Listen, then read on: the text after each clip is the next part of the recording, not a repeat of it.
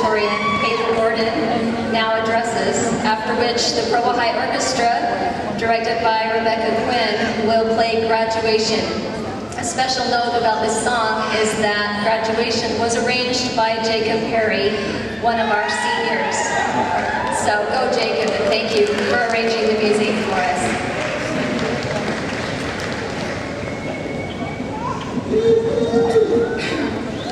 Good evening.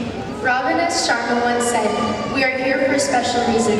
Stop being the prisoner of your past, become the architect of your future."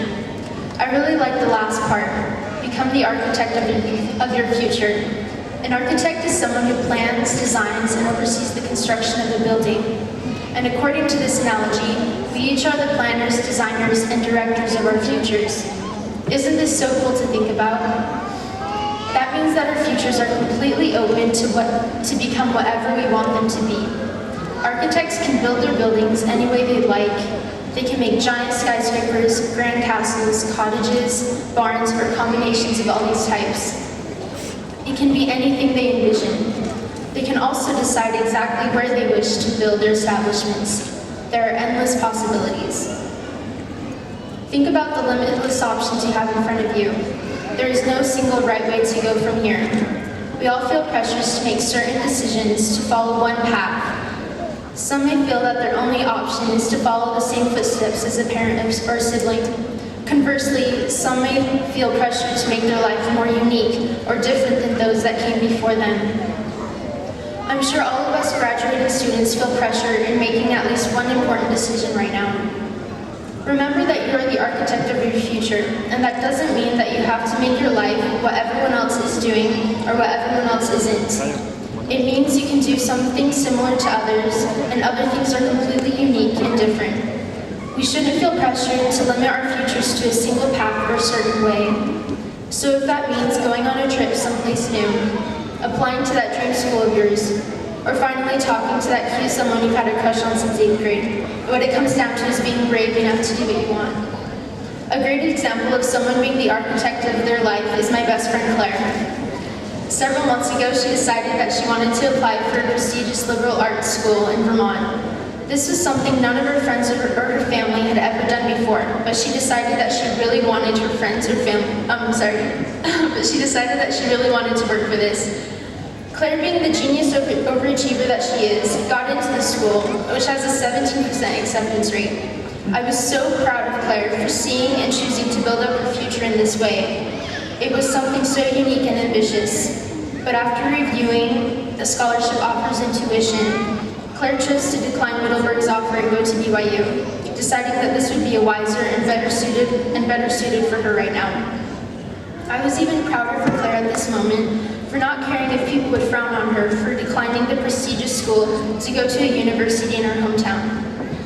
She was mature enough to see that building up her future didn't mean that she had to do the grandest, most unique thing. She decided to make her future what she wanted it to be, and that in itself is grand and unique. Although we've established that we have endless possibilities, what about the inevitable obstacles and difficulties that come up in our lives? What about health and family problems or even personal weaknesses? We like architects must work with the obstacles that are placed before us. Architects must take into consideration natural environments of their building plots, from the wetness of the ground to trees to the weather or even natural disasters that are common to that area. But aren't the most beautiful buildings the ones that were built to flow with the environments and work with what was given, rather than to cut down or tear out what seemed to have gotten in the way? To illustrate my point, I thought of a house built by the architect Frank Lloyd Wright. Not only was this house built in a foresty area, it was also built on a waterfall with the river running under it. As you can tell, this is a beautiful house. Just like falling water, we can use these supposed obstacles in life as aspects to shape our lives and make them more beautiful. People like Helen Keller and Stephen Hawking are great examples of this, especially when it comes to physical limitations. Although some would have looked at their conditions or disabilities as hindrances in building their futures, each in their own way used their difficulties as means to help others similar to them, or just see life in a better perspective and share that with the rest of the world. In closing, I want to share an example from my grandparents. When they were first married, only a couple years older than all of us graduates, they decided to go on a long trip touring around Europe. For more than half a year, they toured countries from Norway to Turkey. Then, the company my grandpa was working for added an office in Holland, and he was offered a job there. My grandparents decided to take the offer and move to Holland with no experience in the language, none of their bigger possessions, and no family nearby. Although some would have seen these things as obstacles, my grandparents decided to see it as a permanent adventure in Europe. They ended up living and raising their family abroad. I love that their example shows how rich your life can be if you take into consideration all the possibilities you have. I also love that they make what seems like obstacles ways to make their lives more adventurous and significant to them. This is just one way someone decided to build up their future. There are countless ways we can build up our futures to be exactly what we want them to be. I'm so excited to see what each of us graduates make of ourselves and our lives. Whatever our opportunities are, whatever obstacles we face, whatever decisions we make now, and for the rest of our lives, we must remember that we are architects of our future. Thank you.